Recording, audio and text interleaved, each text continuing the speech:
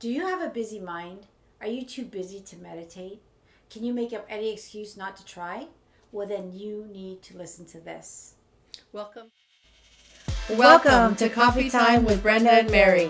What are we talking about today? Well, you know how we go. We just go with the flow. Okay, then let's go.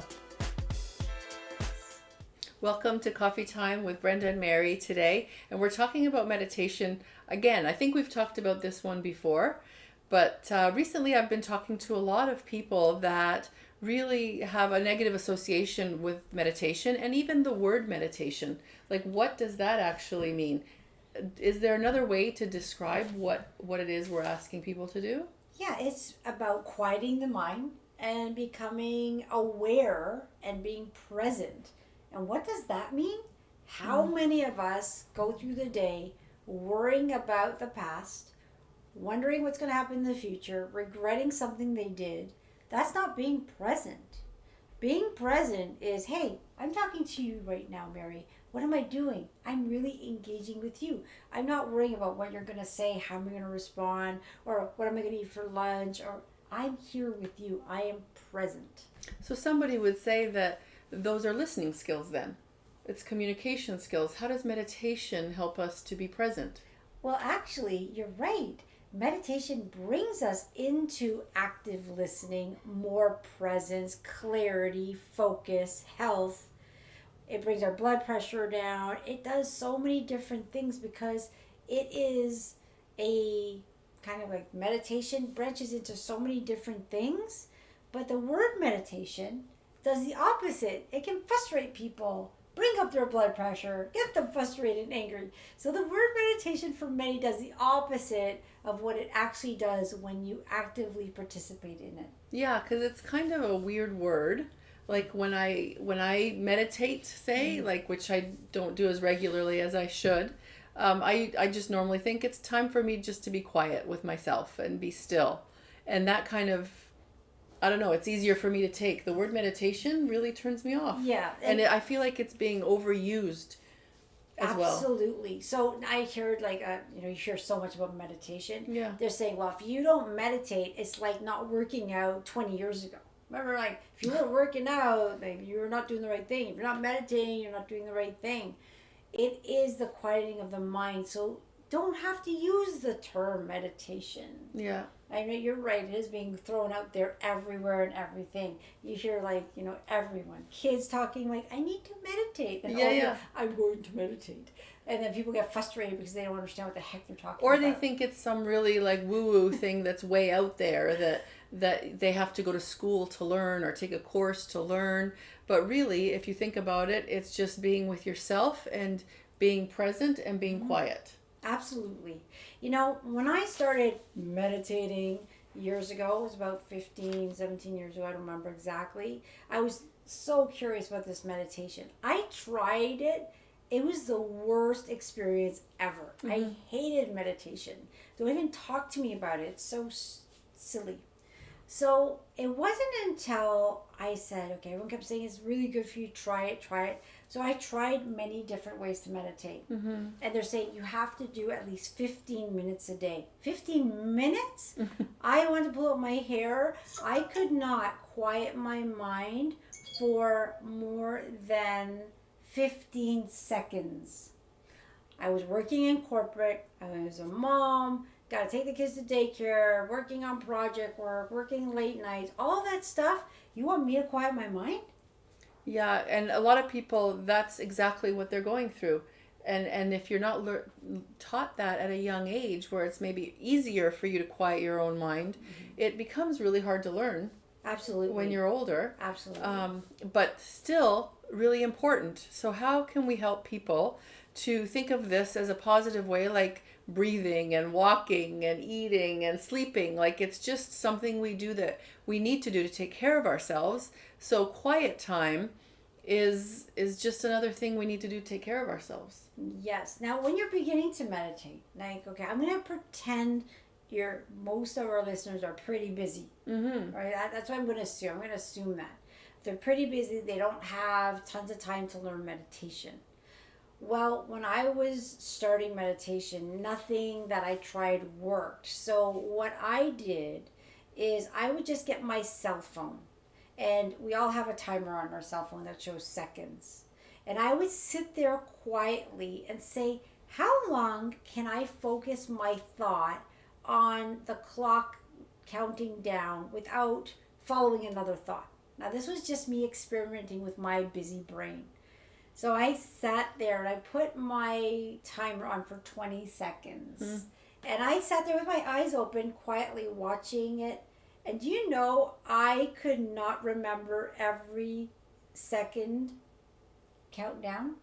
But isn't that thinking? Like if you're looking at a number and you're watching it count down, aren't you like actively doing something? I was actively focusing my thoughts on what I wanted, and instead of allowing my brain to jump wherever it wants to go. Oh, okay. So when we focus, I'm just going to fix something here. When we focus, when we're using our focus, that's why they say when you're meditating, focus on your breath. Focus on counting. Focus on how you feel in the chair. Focus on this, focus on that, because your brain can only do so much. And we never do things all at once, but some people can do 5 things multitasking. Some people can do 9. The average is about 7. So if I have a very busy brain, I can do many things. So I have to give my brain 9 different things to do. So when something else, some other thought comes in, I'm too busy to follow it. Wow, 9. So when I first started, I was focusing on these numbers, counting down from 20, 19, 18. All of a sudden, the timer went on. I'm like, oh my gosh, I lost myself in thought with something else. So my brain, my focus on that wasn't enough to distract me from all the busyness in my brain. Yeah. So then I went down to 15 seconds. I know it's a little embarrassing to say this. 15 seconds. And I said, I'm going to do what they say. I'm going to breathe. I'm going to deep breathe. I'm going to count with my breath. I'm going to look at the timer. I'm doing this with my eyes open. And I'm going to feel my body in the chair. So really, that's quite a few things now, right? So I'm looking at that. I'm breathing, counting. I'm feeling. I'm like, okay. I did that, and I was able to see the 15 seconds count down to the 0.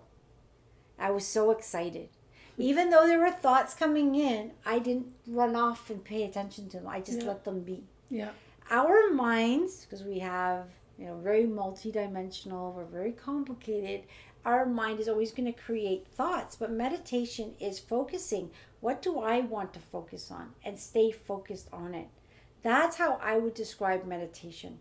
Because when I'm telling my brain, you need to do this, you need to do this, you need to do this, you need to do this, and all that distraction's coming, and I'm still able to do what I'm asking my brain to do, I am now training my brain to do what I'm asking it to do, not to go wild. Okay.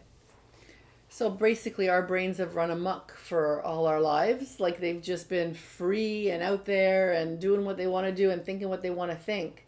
And what we're really trying to say is just like my hands, I have control over what I do with my hands. It's about getting control over your brain and giving it a break sometime in the day. Actually, and another thing too is that, this can get into a very long conversation, but our ego, our negative ego, we have an ego, we need it, because our ego says, you're Mary, I'm Brenda, we go here, we have children. We need the ego. But we've given so much power to our ego, we've caused it to branch out to the negative ego, and it thinks it needs to do everything for us. Where our ultimate power is our higher self. Our higher self is a duplicate. So here I am, Brenda, my higher self is above me, all knowing. And it's almost like on a mountaintop saying, Brenda, go right, go left, do this. But we lose that connection because it's always there. The connection never is lost, sorry. It's always talking to us. We don't hear it because it kind of gets muffled because the mind, the physical mind, the negative ego create all this chaos so we don't connect. Yeah. When we start to bring our focus back and we're telling our brain, no, we're going to do this, what we're also doing is leaving more quietness. We're developing more quietness to hear that intuition from our higher self, which comes in the form of passion and excitement and inspiration. That sounds so good. It is so good. Like hard to do, but it sounds so Yeah, good, so- and it takes practice, is what you're So saying. this is what I would say. Going forward, don't say it's hard. Yes. Because if you tell your brain this is hard to do, it's going to be hard to do. Yeah. So I'm going to give an example of how to do this as simple, and anyone can do this. So you try it in the morning. You put on your clock on your phone try 20 seconds. Be bold. Try 20 seconds. Sit there quietly with your back straight, sitting down, breathing deeply. I like to breathe in through my nose, out of my mouth. I like to count in when I'm breathing 1, 2, 3, 4, and then I exhale 4, 5, 6, 7. All right, you can choose what pattern works for you. So as you are doing this, what you're going to notice, what you're going to notice is as you're breathing, as you're focusing, as you're counting, you're going to notice that 20 seconds, you're going to watch every number. So you're doing this with your eyes open first, all right? Our eyes bring more focus. Do it in the morning. Then do it in the afternoon. And then do it in the evening. You just meditated 20, 20, 20. Yeah. Right? Yeah. When you do that, when you quiet your mind's not quiet. Okay, this is the biggest thing. People think my mind has to be quiet. It doesn't. It's still doing its thing. So what you're going to do is during that 20 seconds, you just allow this beautiful energy from the earth, from the heavens to flow through you.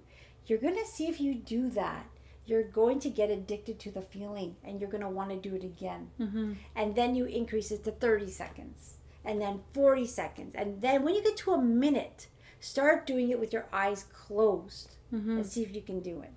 Play with it. It is like when you go to the gym, you don't go get the biggest weight out there and start working out. What do? You get the baby weights, you work out, you start small. So you start small. If you start small and you start to get better and better, you're going to feel that whoosh of positive energy coming through. Yeah. You're going to get so excited about it, you're going to become addicted. Yeah.